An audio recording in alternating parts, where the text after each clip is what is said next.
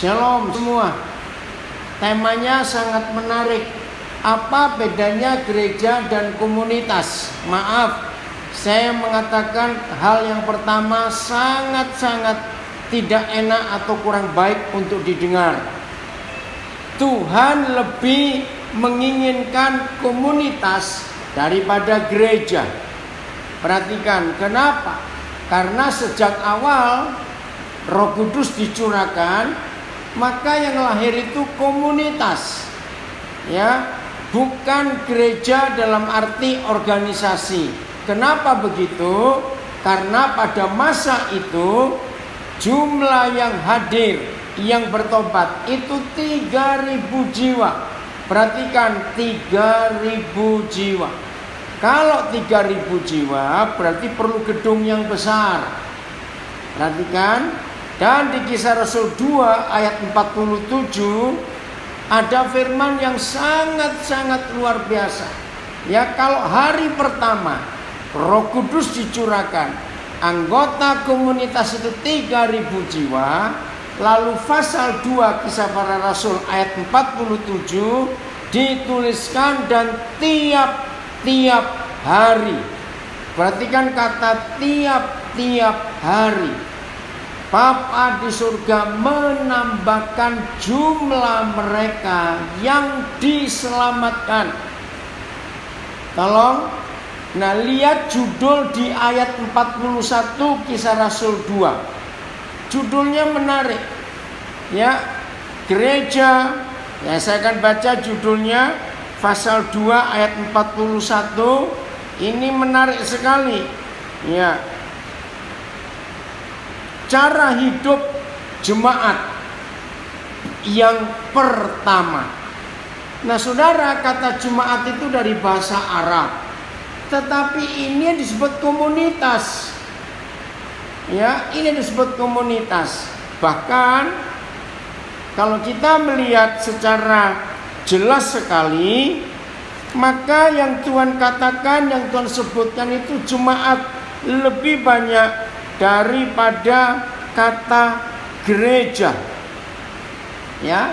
Jadi di seluruh perjanjian baru, kata jemaat itu lebih dominan daripada kata gereja.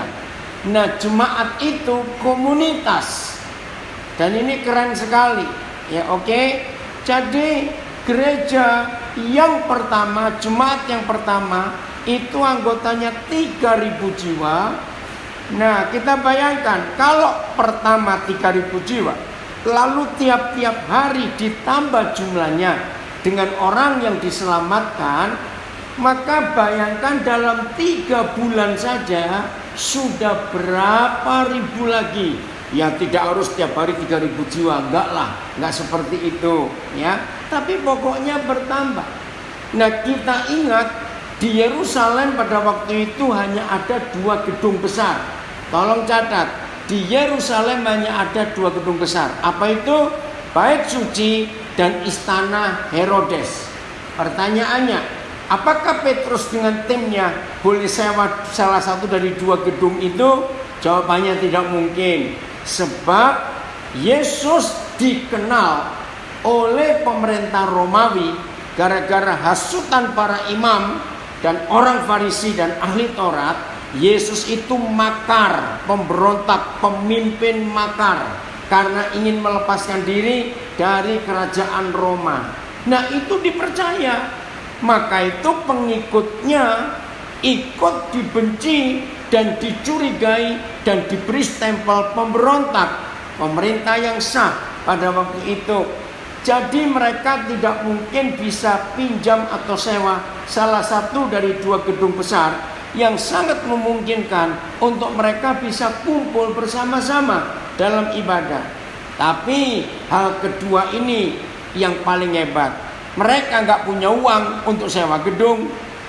Betul tidak? Nah, lalu bagaimana kalau mereka nggak punya uang untuk sewa gedung? Lalu orang sebanyak itu dikumpulkan di mana? Saudara, perhatikan baik-baik. Maka itu izinkan saya mengatakan kalimat ini dulu sebelum kita lebih jauh berbicara bedanya. Perhatikan, bedanya gereja dan komunitas. Sebelum saya bicara lebih jauh, maka saudara dan saya harus mempercayai dan menyetujui 28 pasal Kisah Para Rasul. Karena apa? Mungkin dalam pembahasan ini akan terjadi benturan-benturan karena konsep yang sudah ratusan tahun ada di otak kita sebagai gereja. Tiba-tiba kita bicara komunitas. Nah, maka itu supaya nggak benturan, supaya nggak bingung, supaya nggak rancu di pikiran kita, maka saya ajak saudara untuk melihat bahwa 28 pasal Kisah Para Rasul adalah blueprint, ya, cetak birunya komunitas atau yang kita sebut gereja. Tapi nanti kita akan lihat lebih dalam. Maka itu kalau kita ingin jadi gereja yang benar, maka tidak boleh melihat buku-buku lain. Saya ulangi, kalau kita ingin jadi gereja yang benar, dan gereja yang benar nanti kita akan temukan itulah komunitas, maka kita tidak boleh melihat buku-buku yang lain.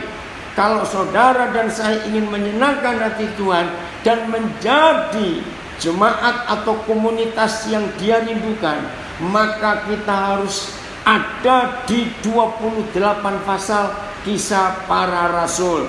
Ingat itu baik-baik. Oke ya, saya lanjutkan. Jadi Kisah Rasul pasal 2 dan Kisah Rasul pasal 4 itu ada 2 perikop, ya, masing-masing 1 perikop di pasal 2 dan 1 perikop di pasal 4. Nah, itu bicara komunitas. Bagaimana Tuhan bekerja secara luar biasa. Nah, apa itu? Maka itu ketika mereka tidak punya tempat yang besar untuk mereka berkumpul seperti yang sekarang kita biasakan secara umum, tapi berterima kasih kepada COVID-19. Tunggu dulu, jangan kaget. Dengan adanya COVID-19, maka Tuhan memaksa kita untuk kembali menjadi gereja Kisah Para Rasul, yaitu komunitas. Gereja kembali ke rumah. Maka itu saudara baca seluruh surat-surat Paulus, khususnya kepada jemaat Filipi, jemaat Efesus, jemaat Roma, jemaat Tesalonika, jemaat-jemaat yang lain, selalu ada kalimat salam kepada jemaat orang-orang kudus di rumah keluarga A.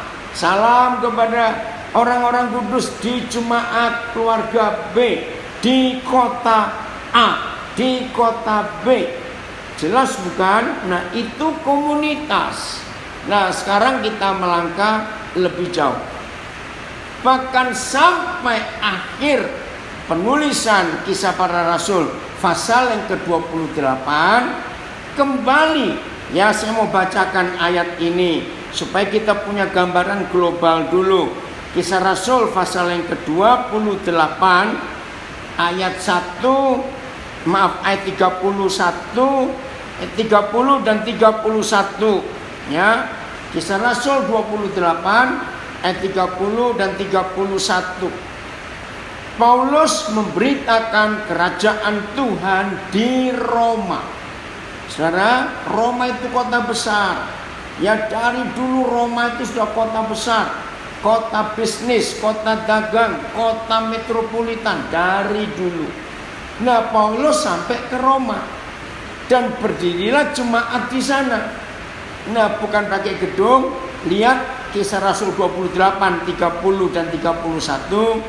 Dan Paulus tinggal 2 tahun penuh di rumah yang disewanya sendiri. Yang disewanya sendiri itu, ia menerima semua orang yang datang kepadanya. Saudara perhatikan, ini konsep yang luar biasa. Apa yang dikerjakan di rumah yang disewanya 2 tahun itu? Ayat 31. Dengan terus terang dan tanpa rintangan apa-apa, ia memberitakan kerajaan Tuhan dan mengajar tentang Tuhan Yesus Kristus. Ini gereja karena ada pengajaran tentang Yesus Kristus dan kerajaan Tuhan. Tapi di rumah yang disewa sendiri oleh Paulus selama 2 tahun. Nah, pasti ada yang bertanya, lalu sejak kapan jemaat komunitas menjadi bergedung atau di dalam gedung? Jawabannya pada abad yang keempat, tahun 320 sekian, maaf saya lupa. Ketika Kaisar Konstantin yang mengalami perjumpaan pribadi dengan Tuhan Yesus karena ibunya ya disebut Ratu Helena. Nah, akhirnya karena dia kaisar punya wibawa, dia memaksa semua penduduk dan warga negara Roma harus menjadi Kristen. Itu pada abad yang keempat. Karena orangnya begitu banyak, maka mau gak mau diatur ibadah itu bukan di rumah lagi. Nah, di situ muncul kata liturgi, tata cara ibadah. Karena sudah terlalu banyak orangnya, maka itu saudara, yang Tuhan inginkan adalah komunitas, bukan gereja seperti yang sekarang ada. Nah, apa bedanya gereja dengan komunitas? Beda sekali.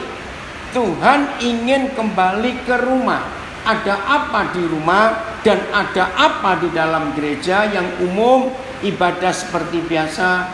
Maafkan saya harus ngomong ini. Di mana seorang manusia atau lebih itu bisa berlaku munafik, di rumah atau di ibadah gereja? Saya percaya semua jawabannya sama. Orang bisa berlaku munafik itu waktu di gereja. Betul tidak saudara? Maka itu Tuhan nggak bisa hadir di dalam hidup orang-orang yang munafik.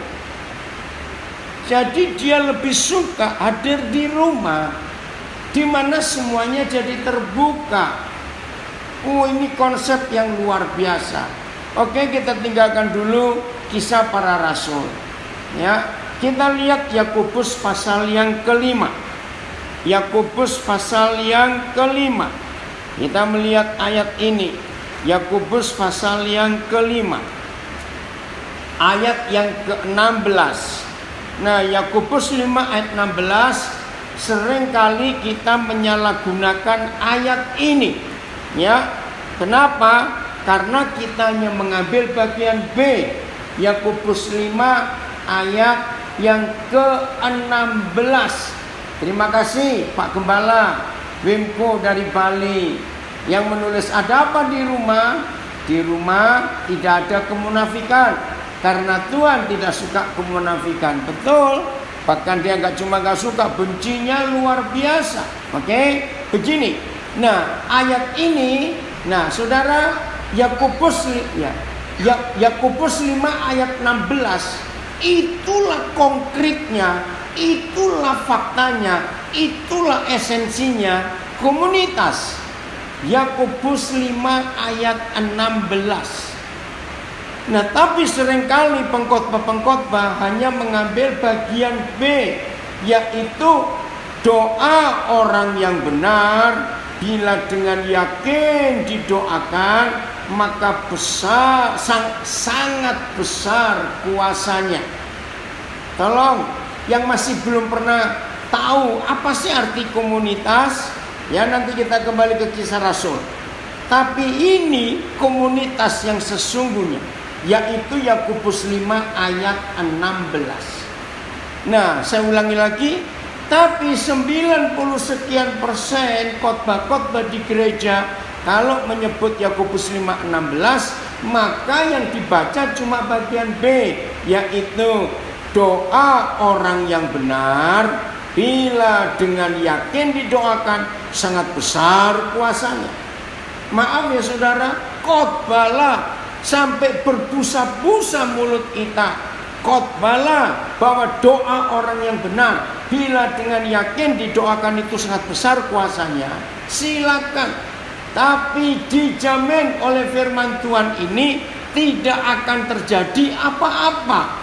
Walaupun kita berkata, Tuhan aku benar, Tuhan aku benar, tapi kita nggak pernah diajarkan bagaimana jadi benar. Ya, dengarkan, bagaimana jadi benar kita ini nggak pernah diberitahu. Nah, kalimat pertama ayat 16 itu syarat untuk saudara dan saya jadi benar. Dan itu adanya pada sebuah komunitas. Saya baca lengkap Yakobus 5 ayat 16. Karena itu, oh Roh Kudus terima kasih, biarlah Tuhan membuat revolusi di hidup kami. Roh Kudus membuat revolusi di otak kami, yaitu kembali kepada kebenaran yang ratusan tahun disembunyikan oleh iblis. Tapi hari ini lewat anakku Ricky Semen, Tuhan membuka fakta ini biar terjadi kebenaran ini. Setan, sudah waktunya kamu minggir dari kebenaran yang Tuhan berikan kepada kami dengan engkau memanipulasi dan engkau merusak kami melihat arah yang salah. Dalam nama Yesus kami siap direvolusi Tuhan oleh Roh Kudus dan firman Tuhan. Haleluya. Amin. Dengar konsep ini saudara. Sungguh, kalau Roh Kudus tidak merevolusi cara kita berpikir, kalau Roh Kudus tidak mendobrak, membongkar apa yang salah selama ini dalam hidup kita, maka sampai kapanpun juga kita nggak akan tahu hebatnya komunitas itu. Saya baca lagi sekali. Saya baca ayat yang ke-15, ayat yang ke-16 dengan lengkap, yaitu untuk menjadi orang benar. Dan izinkan saya merubah satu kata yang ganjal selama ini dalam penerjemahan ini. Begini ya, karena itu hendaklah kamu saling mengaku dosamu dan saling mendoakan. Tolong perhatikan, saya akan ganti dengan kata yang tepat, bukan kata yang benar. Karena firman Tuhan gak ada salah, tapi seringkali tidak tepat. Oke, apa kata yang tepat?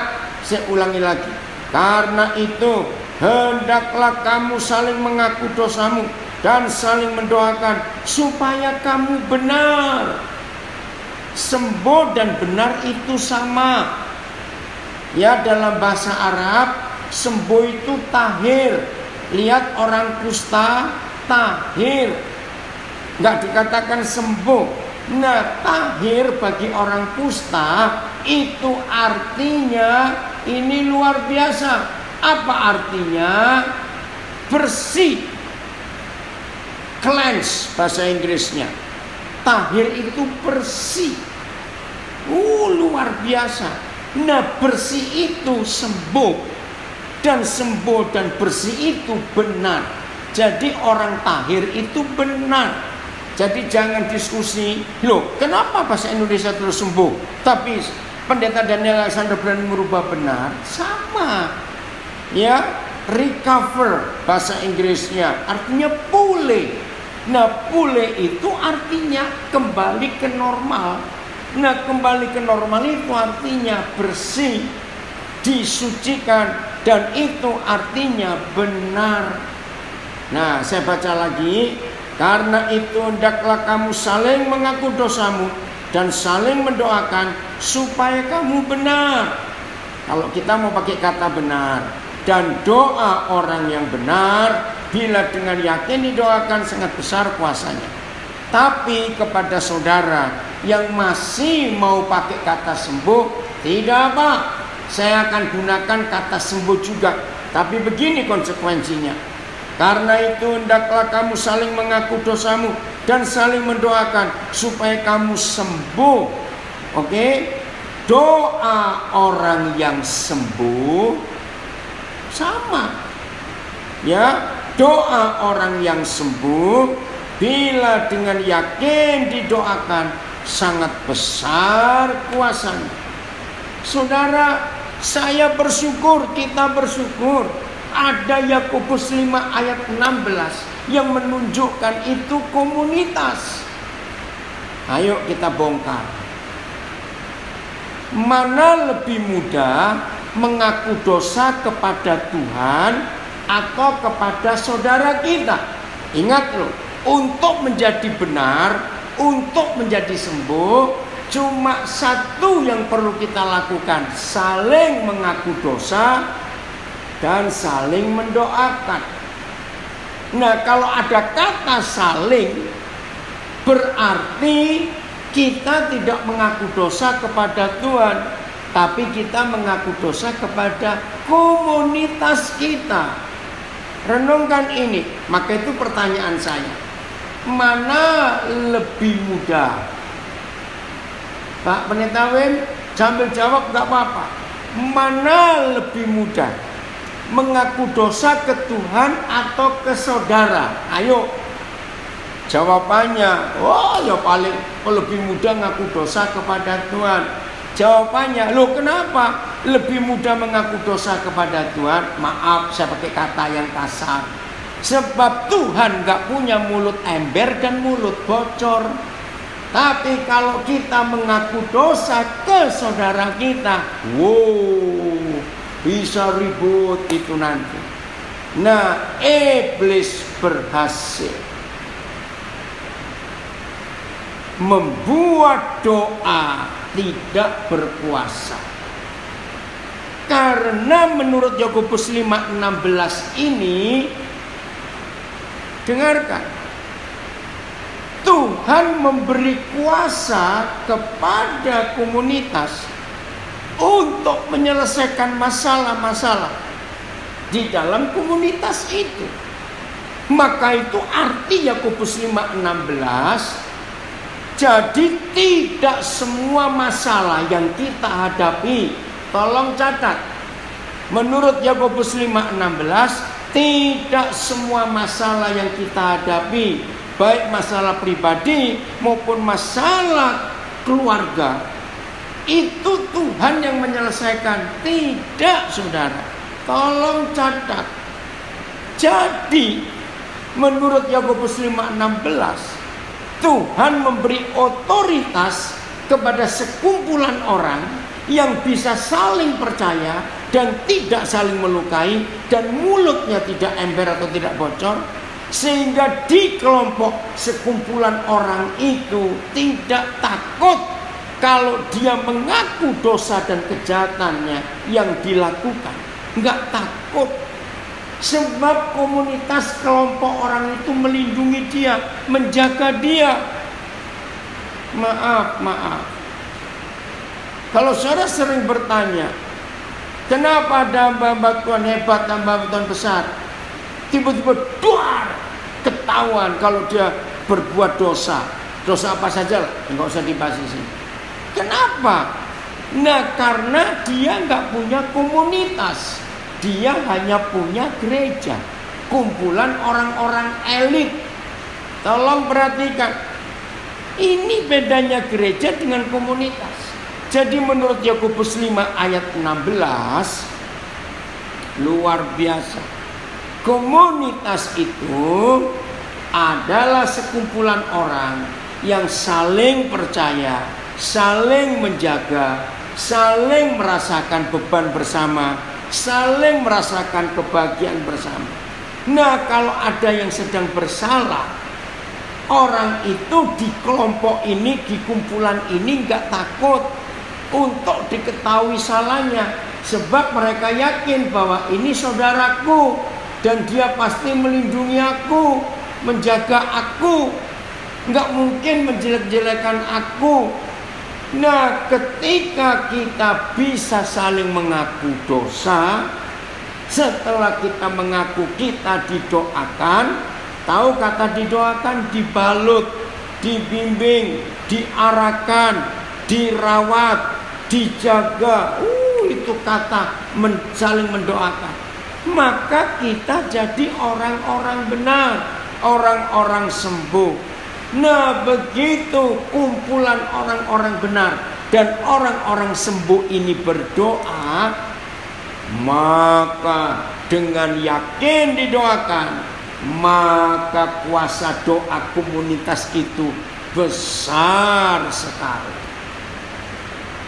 Hebat gak firman ini, saudara?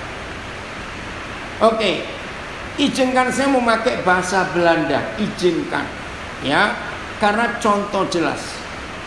Kalau ada di antara saudara yang belajar lewat Zoom ini adalah generasi tahun 50-an, ya. Kalau generasi 60-an sudah tinggal sedikit. Ya, ini yang luar biasa. Betul, komunitas itu bukan aku, tapi kita. Betul, terima kasih Greti, ya, ini dia. Bukan aku, tapi kita, kami saling menjaga. Nah, sampai tahun 90-an saudara, 80-an masih ada dikit, 90-an sudah gak ada. Orang-orang tua dulu di generasi kami itu, kalau mereka ada masalah-masalah karena masih suasana Belanda zaman itu, maka masalah komunitas, ya, masalah komunitas, mereka pasti berkata begini, pergi ke gemeente aja. Gemeente itu istilahnya. Padahal gemeente yang harusnya bacanya gemeente itu artinya ke kantor kota madya, ke kantor pemerintahan, gemeente. Nah, saudara, ternyata kata gemeente dalam bahasa Belanda yang adalah pusat pemerintahan untuk wilayah itu adalah kata yang sama dipakai oleh Kisah Rasul, yaitu jemaat. Maka itu dalam bahasa Belanda kata jemaat, gemeente, pusat pemerintahan daerah, kota, itu juga gemeente. Dan ini luar biasa. Maka itu kalau komunitas ada masalah, datanglah ke kantor pemerintahan daerah itu. Di situ semua akan diselesaikan. Nah, itu komunitas. Nah, lalu bagaimana cara menyelesaikan? Nah, saya akan baca Kisah Rasul pasal 2 mulai 41 sampai 47, ya. Kisah Rasul 2 41 sampai 47. Dengan cepatnya. Ini penting sekali kita belajar. Maaf, tapi saya lanjutkan. Kisah Rasul 2 41 sampai 47. Cara hidup jemaat yang pertama, komunitas yang pertama. Orang-orang yang menerima perkataan itu memberi diri dibaptis. Dan pada hari itu jumlah mereka bertambah kira-kira 3.000 jiwa. Mereka bertekun dalam pengajaran rasul-rasul dan dalam persekutuan, keakraban, ya, fellowship. Dan mereka selalu berkumpul untuk memecahkan roti dan berdoa. Selalu, kata selalu ini penting.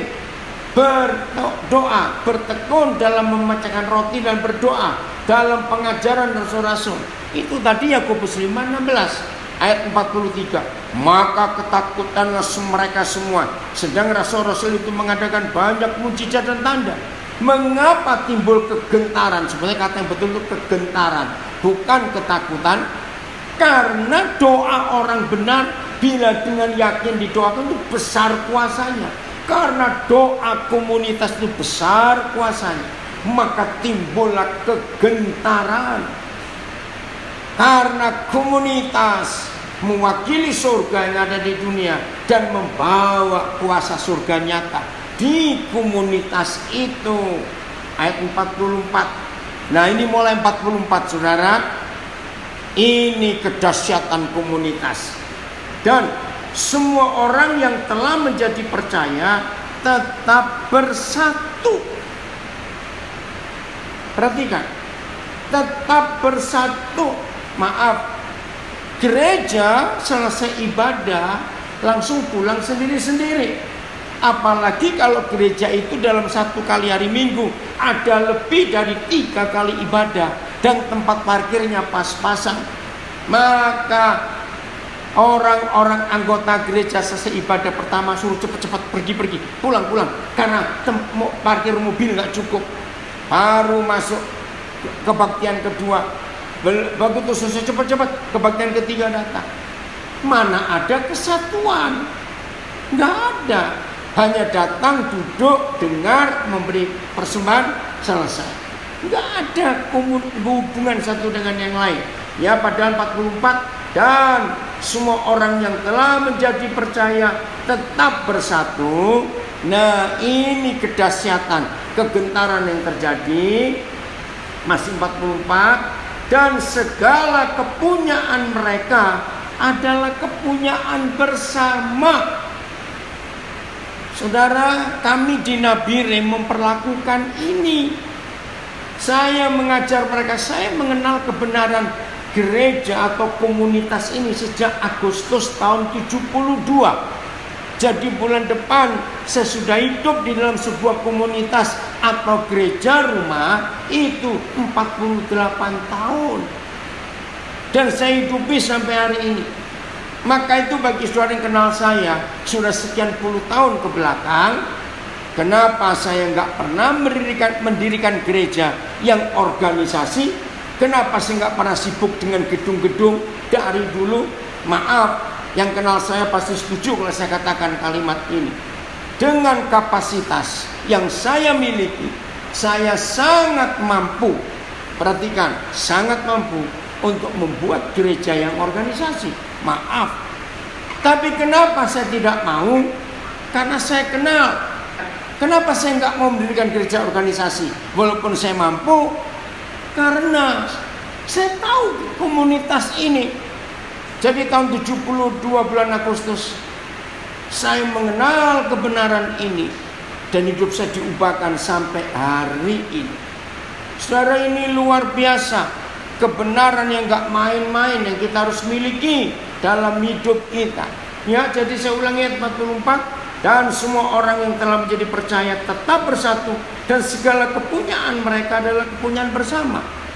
Jadi sama-sama saling memiliki, dan selalu ada dari mereka yang menjual harta miliknya lalu membagi-bagikannya kepada semua orang sesuai dengan keperluan masing-masing. Dengan bertekun dan dengan sehati mereka berkumpul tiap-tiap hari dalam bait Tuhan. Mereka memecahkan roti di rumah masing-masing, terus secara bergilir, dan makan bersama-sama dengan gembira dan dengan tulus hati sambil memuji Tuhan. Dan mereka disukai semua orang, dan tiap-tiap hari Tuhan menambah jumlah mereka dengan orang-orang yang diselamatkan. Ini komunitas kompak sehati, gak ada yang milikku, gak ada yang milikmu, milik bersama-sama, saling berbagi. Nah, pasal 4 lebih dahsyat. Sudah berjalan sekian waktu, Lukas menulis perkembangan komunitas itu.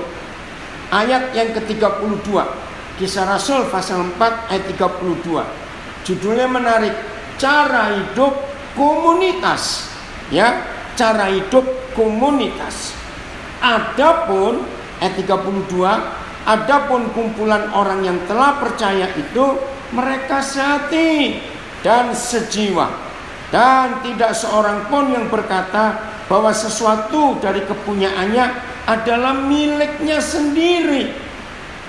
Saudara, saya di Nabire memakai ayat ini. Maaf, ini kemuliaan buat Tuhan. Tuhan memberkati saya sehingga saya itu bisa beli properti cukup banyak di Nabire untuk sekolah, untuk asrama, untuk perguruan tinggi. Maaf, 100%. Tuhan memberkati saya bisa beli banyak properti di Nabire untuk pelayanan. Tetapi tolong perhatikan ayat ini saya hidupi.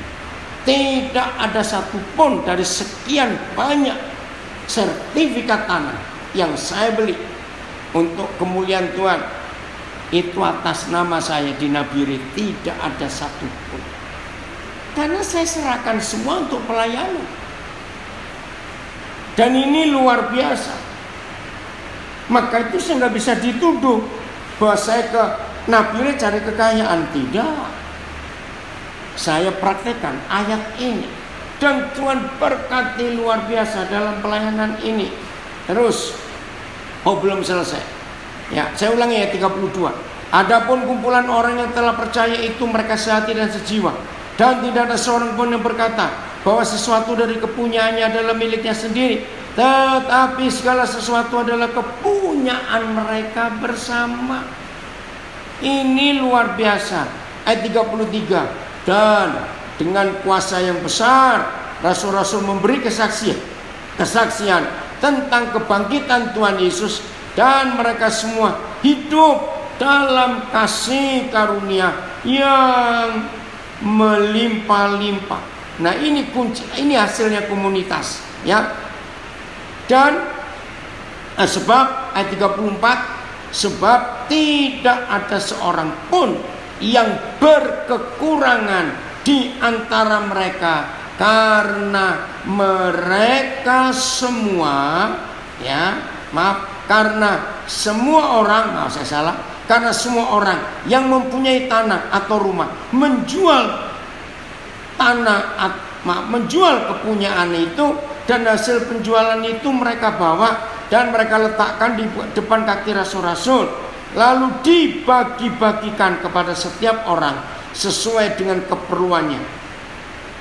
Seterusnya saya nggak usah baca, ya. Ini komunitas. Roh Kudus tolong kami supaya kami tidak salah persepsi kalau kami mendengar sejarah ini dalam nama Yesus. Tahun 83 bulan September sampai bulan Juni tahun 84, saya ada di Jerman bersama seorang hamba Tuhan dari Surabaya. Cukup lama, 9 bulan. Nah, salah satu pelajaran penting yang saya dapatkan waktu saya di Jerman 9 bulan itu, menemukan sejarah lahirnya komunis. Saya kaget, saudara. Saya menemukan buku itu di bibliotek, istilahnya di perpustakaan Universitas Kota Bochum. Sayang saya lupa judulnya. Tentang Karl Marx. Saya kaget. Saudara, Karl Marx menemukan komunis itu dari pasal 2 Kisah Rasul dan pasal 4 yang ayatnya baru kita baca.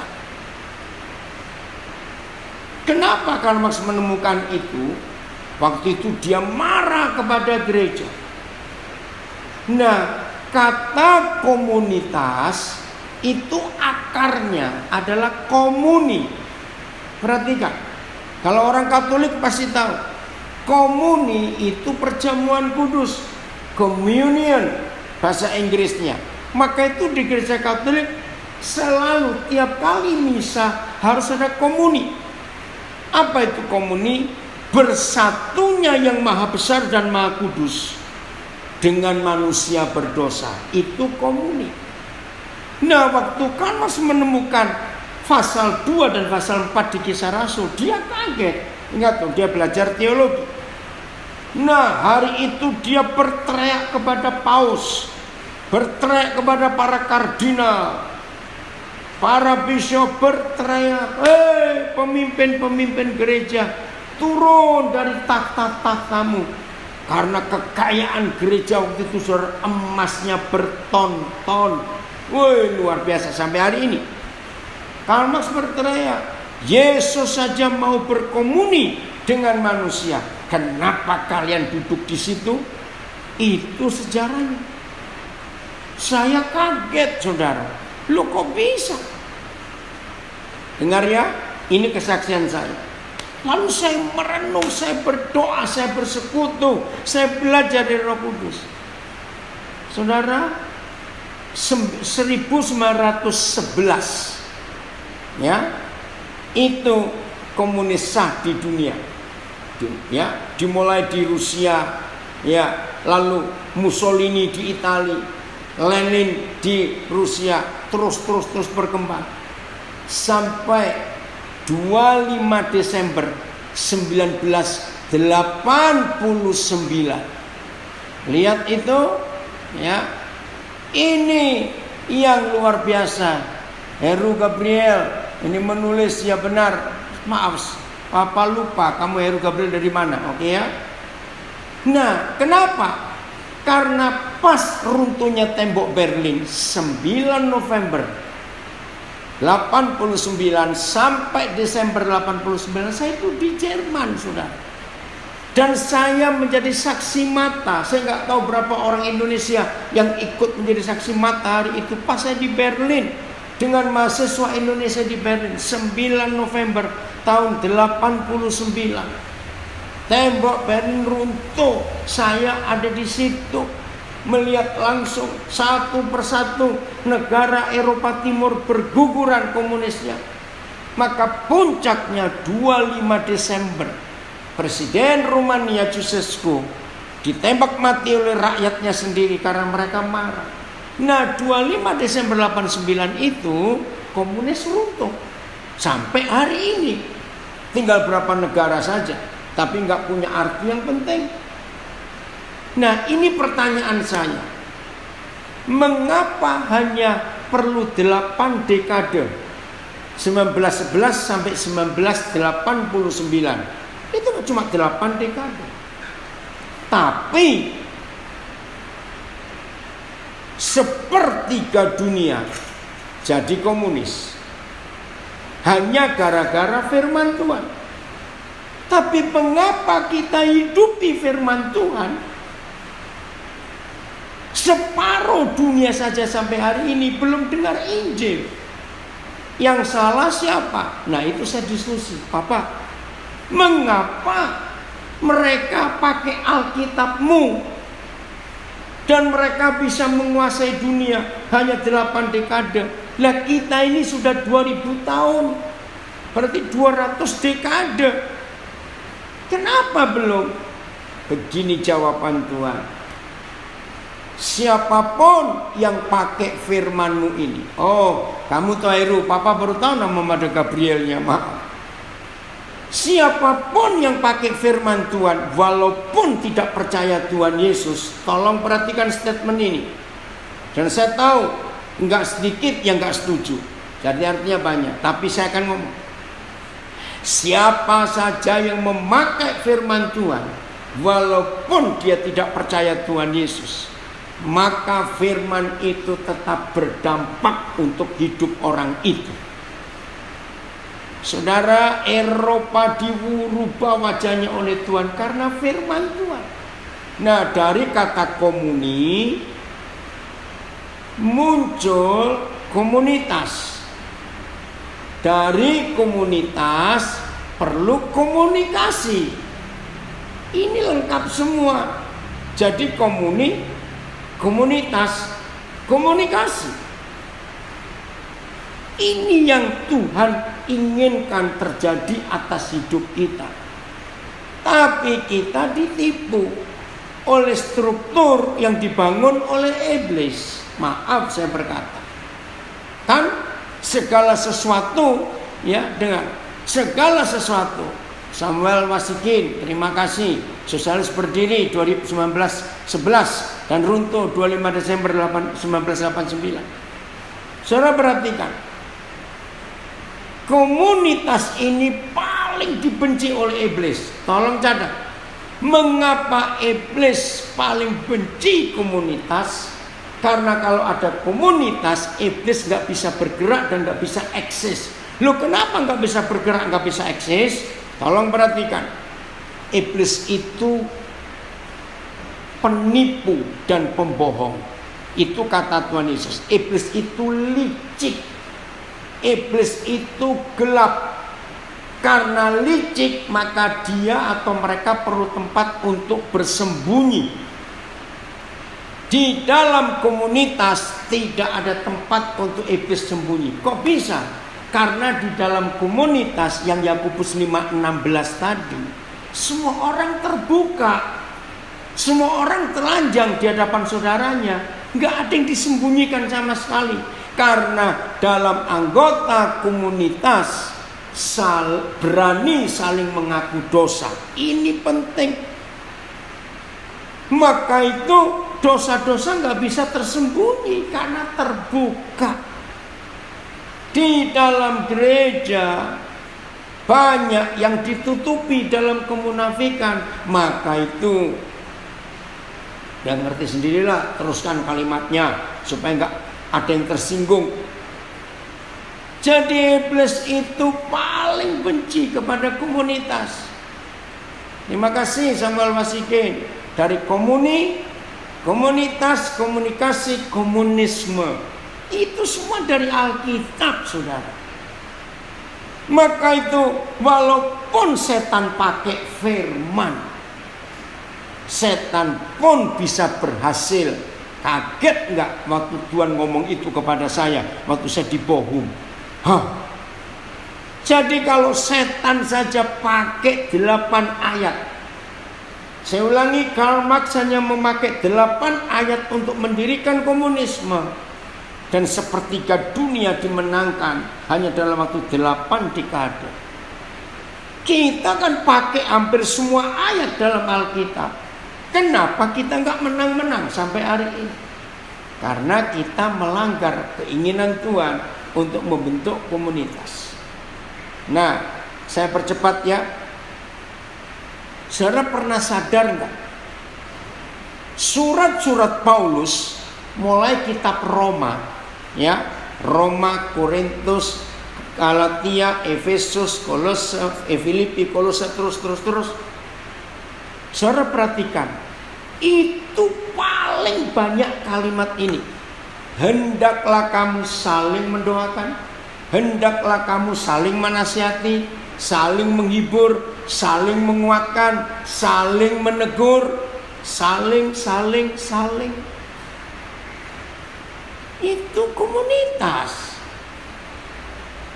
Tapi di gereja dalam ibadah nggak bisa, karena cepat-cepat pulang. Gedungnya mau dipakai untuk kebaktian berikut. Maaf. Oh, gereja kami ada konser, gereja kami ada family altar, gereja kami ada date, ada macam-macam. Oke, puji Tuhan kalau itu ada. Tapi apakah di dalamnya sudah saling terbuka satu dengan yang lain? Saudara, pertama kali Tuhan berkati saya untuk menempati sebuah rumah di Surabaya. Itu pertama kali. Terima kasih untuk Pak Yusak Listioso yang ada di Surabaya, yang meminjamkan rumahnya untuk kami pakai gratis selama hampir 5 tahun. Di situ kami tinggal rame-rame. Saya juga sudah menikah pas akhir-akhir di situ. Saya ajari mereka di rumah itu nggak boleh ada almari yang dikunci, semuanya terbuka, kamar pun terbuka. Sehingga semua mereka tinggal di rumah. Saya pun gak tinggal di kamar sendiri. Saya ikut rame-rame bersama mereka semua. Jadi saya punya apa, saya dapat uang berapa, mereka tahu. Dan kami terbuka, saya praktekkan itu. Di situ ada berapa orang yang bukan Kristen. Karena mereka melihat kami hidup dalam komunitas terbuka semuanya. Saudara, gak lama masing-masing mereka mulai kenal siapa kebenaran itu. Tahun 80 ada komunitas yang dimulai di kota Ungaran tahun 80. Mudah-mudahan ada yang ikut gabung di sini. Waktu itu lahirlah Bukit Doa Taman Getsemani. Pelopornya adalah almarhum Bapak Samuel Elkana. Saya belajar di situ, oh ini komunitas. Rumahnya terbuka untuk siapa saja tinggal, mau datang jam berapa saja. Dan di rumah itu Jalan Gatot Subroto nomor 150 Ungaran, rumah Belanda. Mau orang datang jam berapa saja. Karena kami kalau dari Surabaya tiba di Ungaran itu karena jam 3:30, jam 4 subuh. Selalu terbuka rumah itu, langsung ada makanan. Luar biasa. Jadi saya kenal itu dari tahun 72, saya hidupi sampai hari ini. Cerita. Nah, tempat yang paling indah itu meja makan, saudara. Aduh, kalau kami sudah duduk di meja makan, itu dari sarapan bisa sampai makan malam gak berdiri. Cerita, terbuka semuanya. Begitu indah komunitas itu. Nah, itu keakraban.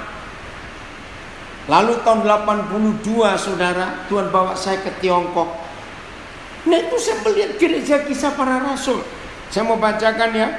Salah satu yang dipakai, ayat yang dipakai oleh gereja di Tiongkok tahun 82.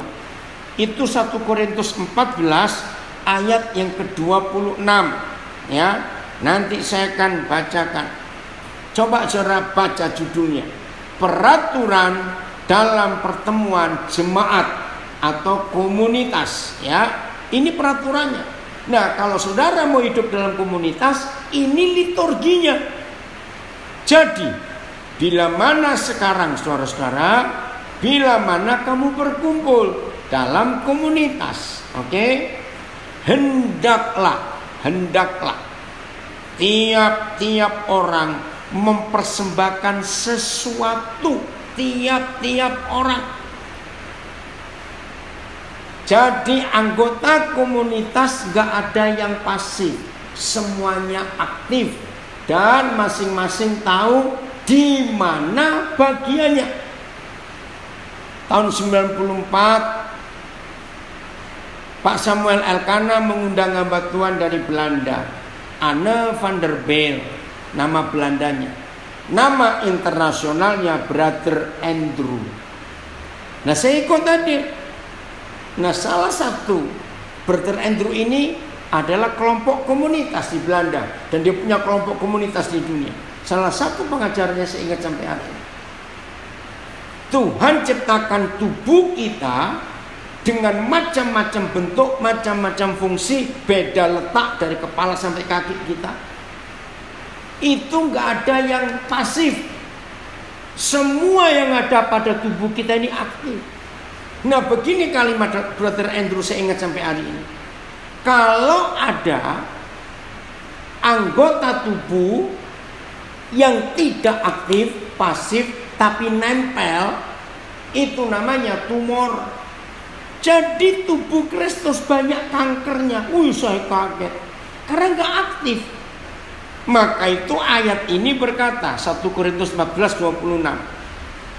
Bila mana kamu berkumpul, ini komunitas kumpul, hendaklah tiap-tiap orang, tiap-tiap anggota, ya, enggak boleh pasif, aktif, mempersembahkan sesuatu. Harus ada yang dipersembahkan. Yang seorang mazmur, yang lain pengajaran, atau penyataan Tuhan, atau karunia bahasa roh, atau karunia untuk menafsirkan bahasa roh, tetapi semuanya itu harus dipergunakan untuk membangun. Ya, seterusnya saya tidak usah baca, nanti saudara baca sendiri, karena nanti ada waktu untuk kita diskusi. Lagi sekali terima kasih Pak Riki Semen mengundang kita semua untuk bicara apa bedanya gereja dan komunitas. Nah, ayat 26 1 Korintus 14 ini yang dipakai oleh gereja bawah tanah di Tiongkok waktu saya ke sana tahun 82. Dari bulan Februari sampai bulan Maret, saudara, saya ada di Tiongkok, musim dingin. Jadi, kalau mereka mau ketemu di komunitas, masing-masing orang itu sudah bertanya baik kepada Tuhan maupun kepada anggota keluarga di rumah. Nanti kita bawa apa ya? Waktu ketemu bawa apa nanti kalau ketemu? Kalau enggak mereka berdoa minta Roh Kudus tunjukkan. Saudara, itu luar biasa.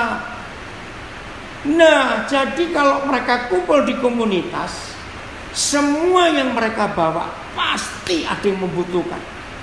Saya beri beberapa contoh. Ada yang bawa selimut, bawa sandal, ya bukan yang dipakai loh. Bawa sepatu, baju, makanan, entah itu seperti bakpao atau masakan atau sayur.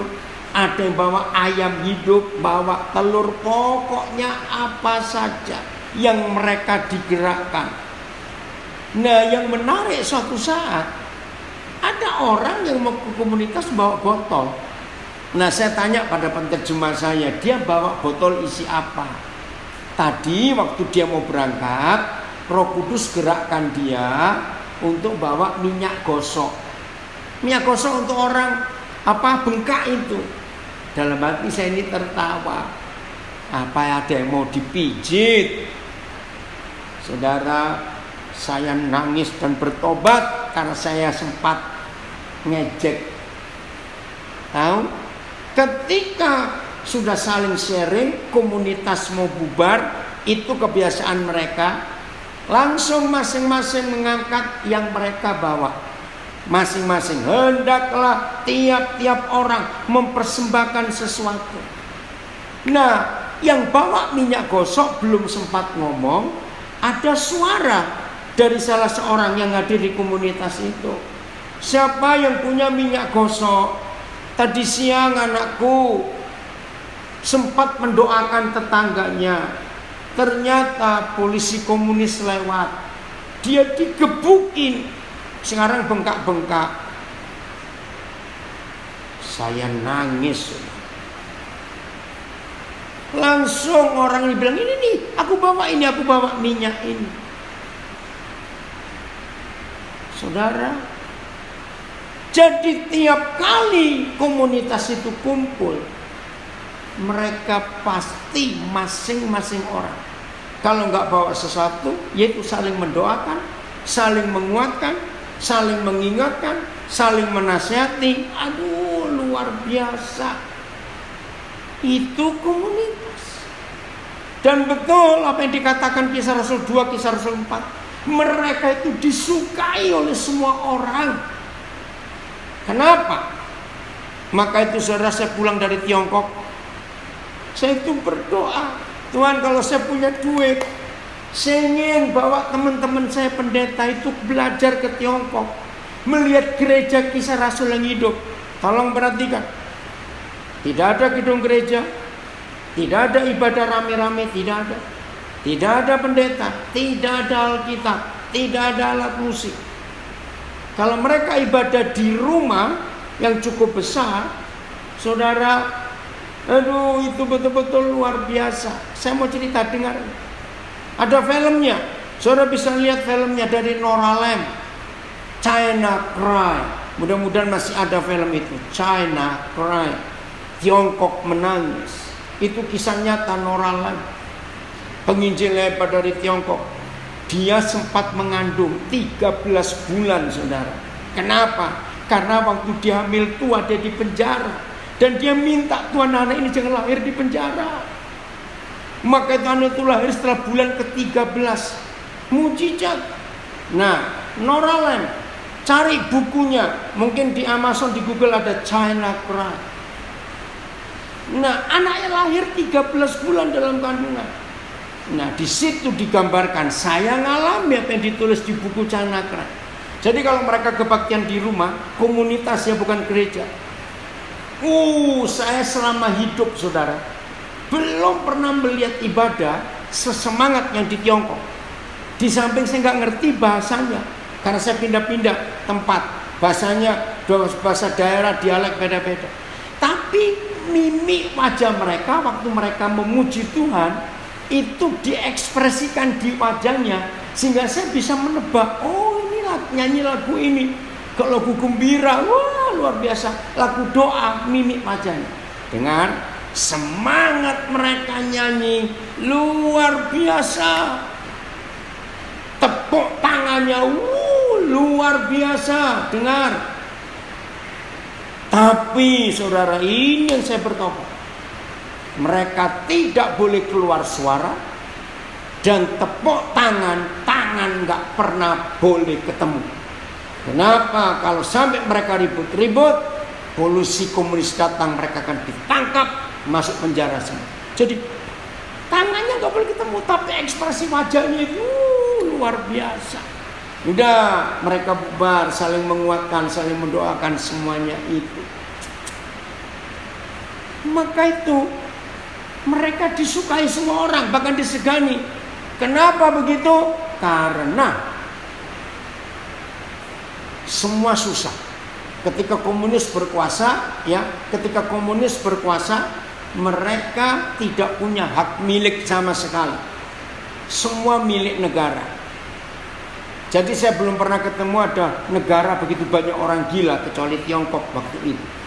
Gila, tapi bukan gila marah, gila diam. Karena cuci otaknya komunis itu, saudara. Nah, ketika sama-sama susah, tapi komunitas Kristus ini ada sukacita, wajahnya luar biasa. Maaf ya saudara, saya hari-hari ikut ngaduk kotoran orang, nimba dari septic tank, dikasih daun-daunan ramuan atau daun apa, itu jadi pupuk. Ya, kalau nggak dipikul, ya dipakai kereta dorong begitu, menyenangkan. Nah, sambil mereka gitu yang komunitas orang percaya itu selalu memuji Tuhan. Nah, kalau memuji Tuhan kan komunis nggak akan dengar, masuk nguping begitu enggak. Nah, maka itu kesaksian pada tetangga-tetangga luar biasa mereka, dan diberkati Tuhan sangat indah.